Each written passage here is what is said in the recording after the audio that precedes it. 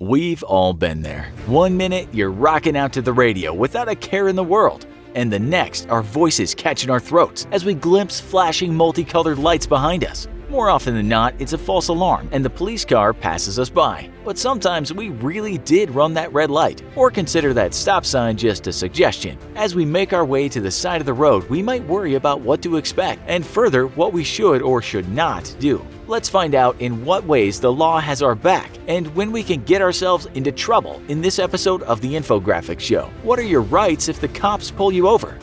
It's important to know that while there are laws that are true for all states, each state also has additional rules of its own. There are even circumstances where legislation may be worded just a bit differently and the consequences for their violation may not be the same. For example, while you can technically refuse to take a breathalyzer if suspected of a DUI, no matter your location, all states have variations of what's called an implied consent statute, which means that by driving there you have agreed to take a breathalyzer test when asked. While you may still refuse, it will result in jail time, the loss of your license, or both, depending on where you are. And as an aside, officer observation and your performance on a sobriety test along the road may earn you that DUI regardless. Here, we'll focus on the laws that apply everywhere, but also mention some situations where you should be extra careful in certain locations. First of all, no matter how truly sketchy you may look, a cop can't just pull you over based on your appearance alone. You cannot be stopped without a legitimate reason, or what the legal world terms as a reasonable suspicion. This is because of your Fourth Amendment rights, which protect you from unreasonable searches and seizures. A stop is a seizure. Just because you ooze creepiness or give them a bad feeling isn't enough. In other words, you need to be doing something illegal like speeding or running a stop sign, or something that suggests illegal or impaired activity, like swerving along a road, for them to flag you to the side with very few exceptions. Examples of these would be a roadblock or a checkpoint at which you are required to stop, whether you've done anything wrong or not. In these circumstances, protecting many others through the screening process trumps your individual inconvenience, as per the law. In fact, attempting to evade a checkpoint will get you into trouble, so don't do it. These may be set up for many reasons, such as near borders to monitor immigration, or near the scene of a crime in an attempt to bring the perpetrators to justice. Sobriety checkpoints may also be constructed to identify anyone driving under the influence. In these cases, as long as there's a set method used by law enforcement, it's legal to force you to stop. But cops must use an unbiased approach. If they're stopping all cars, they can continue to do so, and if they're stopping every third car, they should keep doing that. But using an unsystematic approach with any type of profiling would be a violation of your rights and thereby illegal.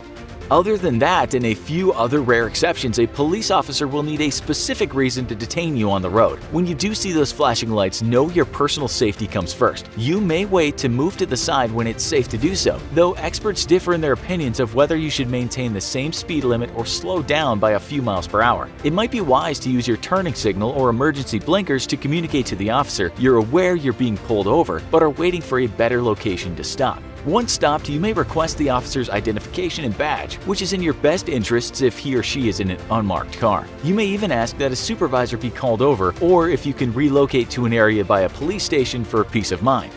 Once you're satisfied that the officer is who they say they are, choose your words wisely. You're free to limit any responses to his or her questions to avoid self-incriminating statements, such as in response to an officer questioning you if you know what you did wrong. You can just say you have no idea. In fact, you can exercise your Fifth Amendment rights and say nothing at all, though this may escalate the situation and experts often discourage it for this reason. Also, be aware that you're not protected if you fail to provide your driver's license. In this case, you may face further charges for operating a vehicle without a license, as you've not verified that you have one. Further, it's worth noting that in some states, in addition to not showing your license, you may also face jail time by not giving your true legal name, address, or birth date. In other words, you should provide the officer any basic information necessary to document the traffic stop. But beyond that, you're not obligated to offer additional details about what you were doing or why.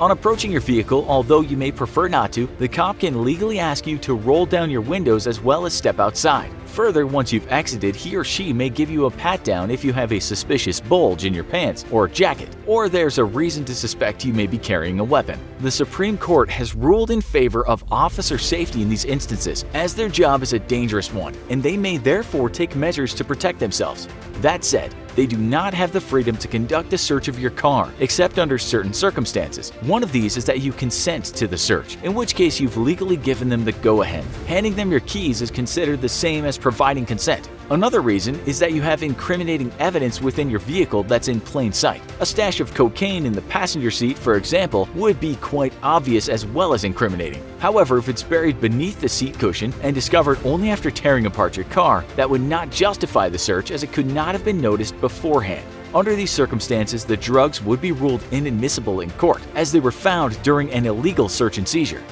A search of your vehicle is also allowed if you've been arrested with probable cause or with the belief that you committed a serious crime. For example, if you match the description of a perpetrator in a robbery or homicide, this could be enough of a reason to be brought to the station.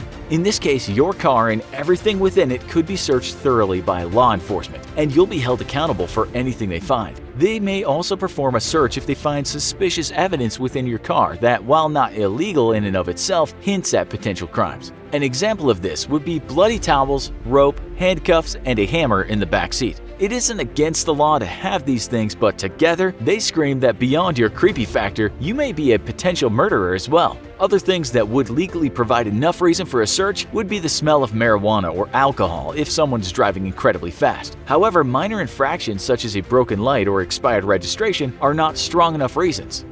Of course, in the case of a warrant, there's nothing you can do and you must allow a vehicle inspection. However, warrants still may limit what police can and cannot go through. For example, if they're searching for a large item, they cannot look in a small compartment where it couldn't possibly fit. Though if they happen upon other incriminating evidence when looking in allowed places, that evidence may be used against you.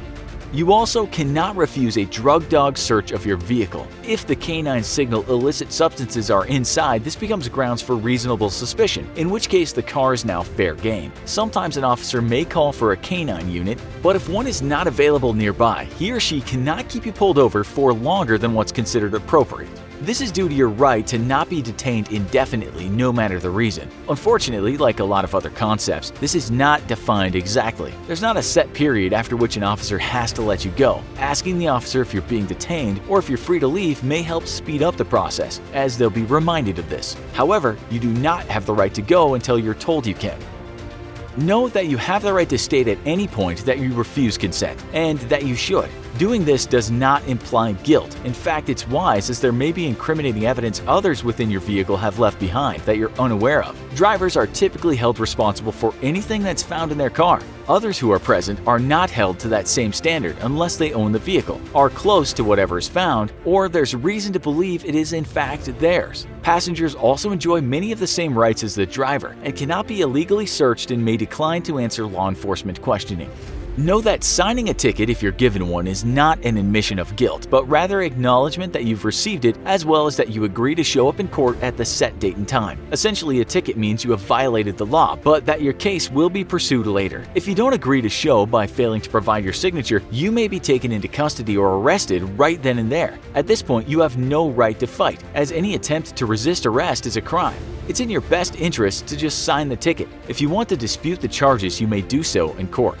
Similarly, if any of your rights are violated, the time to discuss this is later on as well, not during the traffic stop itself. To cover your bases, you may exercise your First Amendment rights and film the traffic stop as it's happening. You should first let the police know they're being recorded, but their consent is not required in most states. However, while filming, you must still exercise good judgment and not be aggressive or interfere with proceedings. If you thrust your phone into the face of an officer, for example, that can be considered obstruction. Obstruction can get you arrested. There are regulations in the case of a traffic stop to protect your rights, but also to make sure you're held accountable when you put your or other safety at risk. For example, officers must have a good reason to detain you and cannot just look through all of your belongings or force you to confess to a crime. You must also provide them the information necessary to do their job and confirm that you'll show up to represent yourself in court. Failure to do these things will result in consequences. What do you think? Do drivers have enough rights on the road, or should they have more? Let us know in the comments. Also, be sure to check out our other video called "If You See This, Get Out of the Water Right Away." Thanks for watching, and as always, don't forget to like, share, and subscribe. We'll see you next time.